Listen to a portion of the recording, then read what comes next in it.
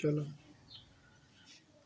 أعوذ بالله من الشيطان الرجيم بسم الله الرحمن الرحيم اللهم صل على محمد وعلى آل محمد كما صليت على إبراهيم وعلى آل إبراهيم إنك حميد مجيد اللهم بارك على محمد وعلى آل محمد كما باركت على إبراهيم وعلى آل إبراهيم إنك حميد مجيد लखा करोड़ा दरूद व सलाम नबी अलैहिस्सलातु वस्सलाम आप दी आले पाक ताजदार ख़त्म नबूवत जिंदाबाद लब्बैक लब्बैक लब्बैक या रसूलुल्लाह सल्लल्लाहु अलैहि वसल्लम। अस्सलामु अलैकुम व रहमतुल्लाहि व बरकातुहू। मियां लियाकत खिदमत में अज़मत 651। दोस्तों अल्हम्दुलिल्लाह अल्हम्दुलिल्लाह मौसम बदल दे रुत्तां बदल दियां साल बदल दे ये दोबारा चीज़ां आंदियां अंबां दा रुत्त आ गई अंबां दी अचार दा मौसम आ गया। अल्हम्दुलिल्लाह अज प्रोग्राम अचार वास्ते अंबां नूं धोना बहुत ज़रूरी है। इन्हां दे उपर मिट्टी घट्टा लग्या हुंदा, इन्हां नूं बहुत ज़रूरी धोना वाश करन तो बाद फिर इन्हां नूं खुले बर्तन च टोकरी च पा के इन्हां नूं सुका लेना। तो दोबारा उहदे वास्ते फिर अगला मराहिल जिहड़ा है वो साडे कोल अगे जिद्दां है साडे कोल ते असीं फिर इंशाअल्लाह इहनूं अगे शुरू करदे हां कि इहदे वास्ते बाद दे विच जिहड़ा जदों शुरू करना सुक जावे फिर इहदी डंडी वाली जगह अलहदा करनी, इहनूं साफ करना बहुत जरूरी। डंडी वाली जगह जिहड़ी इहनूं अलहदा कर लेना। उहदे वास्ते असीं छुरी का इस्तेमाल करीदा। फिर जदों डंडी वाली जगह अलहदा हो जाए फिर अगला मरहला इन्हां दी डंडियां सारियां जिहड़ियां ना जी लैनियां, क्योंकि इहदे विच वो गर्दो गुबार भी हुंदा है, थोड़ा चिपटापन भी हुंदा है, इहदे विच गूंद टाइप उहदे विच वो ज़्यादा जिहड़ा ना वो हो जांदा। इहनूं इस तरह करके इहनूं साफ कर लेना जी।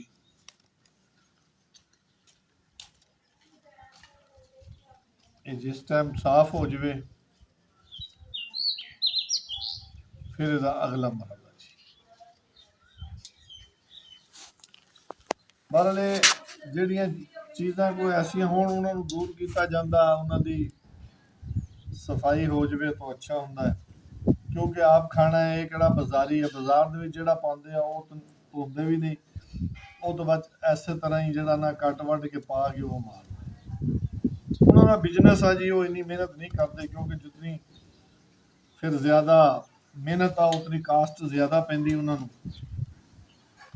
असीं अल्हम्दुलिल्लाह इहनूं एक अंब कल्ला कल्ला धोण लगे भी देखना, उहनूं कढ लईदा। फिर बाद दे विच ये काम शुरू करना है जी।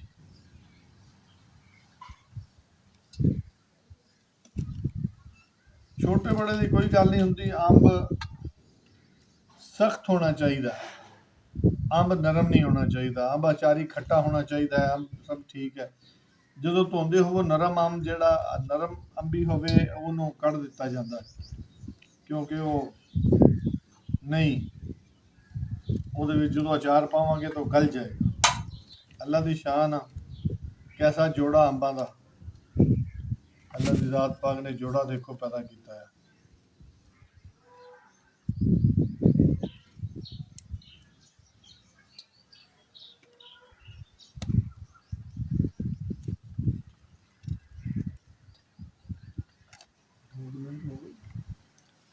चार मिनट 35 सेकंड।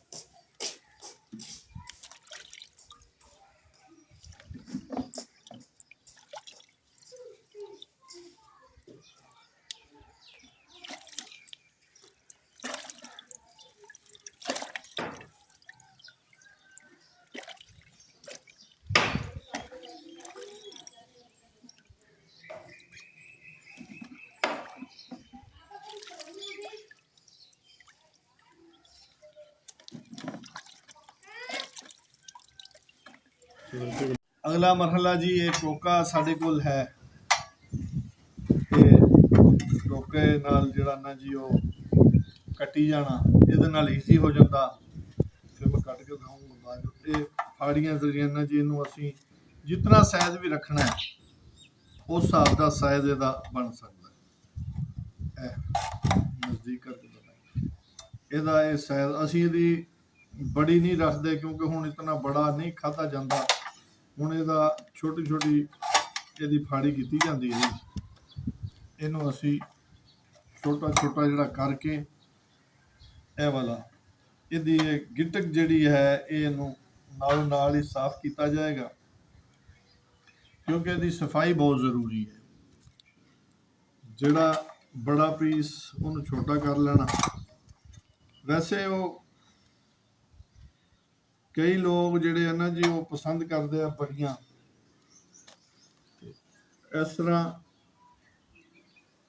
ਜਿਹੜਾ ਛੋਟਾ ਛੋਟਾ ਪੀਸ ਆ ਉਹ ਜ਼ਿਆਦਾ ਹੋ ਜਾਂਦਾ। ਕਈ ਇਸ ਤਰ੍ਹਾਂ ਨੇ ਜੀ ਉਹ ਬੜੀਆਂ ਲੰਬੀਆਂ ਵਾਲੀਆਂ ਨਾ ਉਹ ਪਸੰਦ ਕਰਦੇ ਆ। ਇਹ ਵਾਲੀ ਲੰਬੀ ਫਾੜੀ ਦੇ ਵਿੱਚ ਜ਼ਰਾ ਨਾ ਉਹ ਉਤਨਾ ਜ਼ਿਆਦਾ ਨਹੀਂ ਖੂਬਸੂਰਤੀ ਰਹਿੰਦੀ ਕਿਉਂਕਿ ਹੁਣ ਉਹਨਾਂ ਖਾ ਨਹੀਂ ਹੁੰਦਾ। ਇੱਕ ਟਾਈਮ ਸੀ ਲੋਕ ਜਿਹੜੇ ਸੀ ਅਚਾਰਾਂ ਦੇ ਉੱਤੇ ਬਹੁਤ ਆਪਣਾ ਕਰਦੇ ਸੀ। ਇਹ ਲੰਬੀਆਂ ਫਾੜੀਆਂ ਜਿਹੜੀਆਂ ਲੰਬੀ ਜਿਹੜੀ ਨਾ ਜੀ ਇਹਦਾ ਕਤਲੀ ਬਣਦੀ ਹੈ। ਇਹਦਾ ਇਹ ਲੰਬੀ ਜਿਹੜੀ ਹੈ ਨਾ ਜੀ ਇਹਦਾ ਜ਼ਰਾ ਥੋੜਾ ਜਿਹਾ ਇਹ ਹੋ ਜਾਂਦਾ ਕਿ ਇਹ ਨਹੀਂ ਖਾਧੀ ਜਾਂਦੀ ਇਤਨੀ। ਇਸ ਵਾਸਤੇ ਲੰਬੀ ਬਹੁਤ ਘੱਟ ਹੀ ਬਣਾਈ ਜਾਂਦੀ ਹੈ। ਬਾਕੀ ਛੋਟੀਆਂ ਜਿਹੜੀਆਂ ਨੇ ਜੀ ਕਤਲੀ ਕਹੀ ਜਾਂਦੀ ਹੈ ਇਹਨੂੰ ਪੰਜਾਬੀ ਦੇ ਵਿੱਚ। ਇੱਕ ਫਾੜੀ ਕਤਲੀ ਇਹ ਵਾਲੀ ਵੈਸੇ ਛੋਟੀ ਜਿਹੜੀ ਨਾ ਇਹ ਜ਼ਿਆਦਾ ਅੱਛੀ ਰਹਿੰਦੀ ਆ। ਛੋਟੀ ਜਿਹੜੀ ਇਹ ਨਾਲ ਜਲਦੀ ਹੋ ਜਾਂਦੀ ਹੈ। ਬਹਰਹਾਲ ਜਲਦੀ ਤੋਂ ਮੁਰਾਦ ਇਹ ਹੈ ਕਿ ਜਦੋਂ ਆਮ ਅਚਾਰ ਹੋਵੇ ਆਮ ਅਚਾਰ ਦੇ ਉੱਤੇ ਇੱਕ ਦਿਨ ਪੂਰਾ ਲੱਗ ਜਾਂਦਾ ਜੀ ਸਰਫ ਹੋ ਜਾਂਦਾ ਤੇ ਇਹਦਾ ਫਿਰ ਹੀ ਇਹ ਸਾਫ਼ ਸੁਥਰੀ ਹੁੰਦੀ। ਨਾਲੋਂ ਨਾਲ ਹੀ ਸਾਫ਼ ਕੀਤੀ ਜਾਈਦਾ।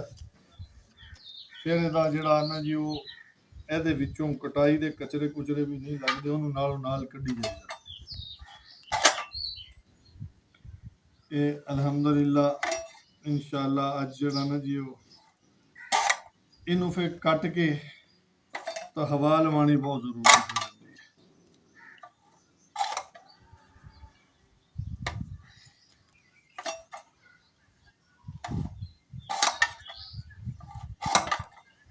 ਇਹਨੂੰ ਜਿੰਨੀ ਵੀ ਤੁਸੀਂ ਮਿਕਦਾਰ 'ਚ ਕਰਨਾ ਚਾਹੁੰਦੇ ਹੋ ਉਨੀ ਮਿਕਦਾਰ 'ਚ ਕਰ ਲਿਆ ਜਾਂਦਾ।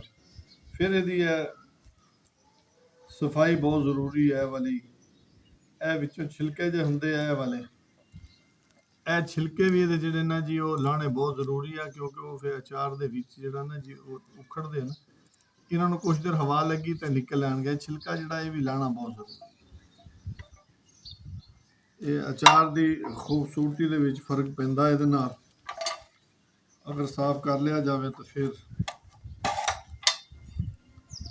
ਇਹਦਾ ਕੋਈ ਐਸਾ ਮਸਲਾ ਨਹੀਂ। ਤੇ ਇਨਸ਼ਾਅੱਲਾ ਇਹ ਕਟਾਈ ਦਾ ਮਰਹਲਾ ਹੋ ਕੇ ਫਿਰ ਅਗਲੇ ਮਰਹਲੇ ਦੇ ਵਿੱਚ ਇਨਸ਼ਾਅੱਲਾ ਫਿਰ ਤੁਹਾਨੂੰ ਦਿਖਾਉਂਦੇ ਹਾਂ।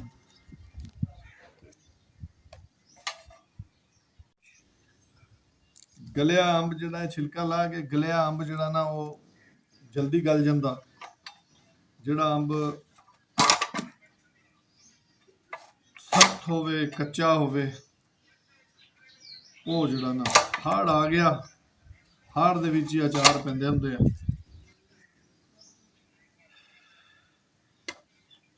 6 ਮਿੰਟ ਹੋ ਗਏ 6-7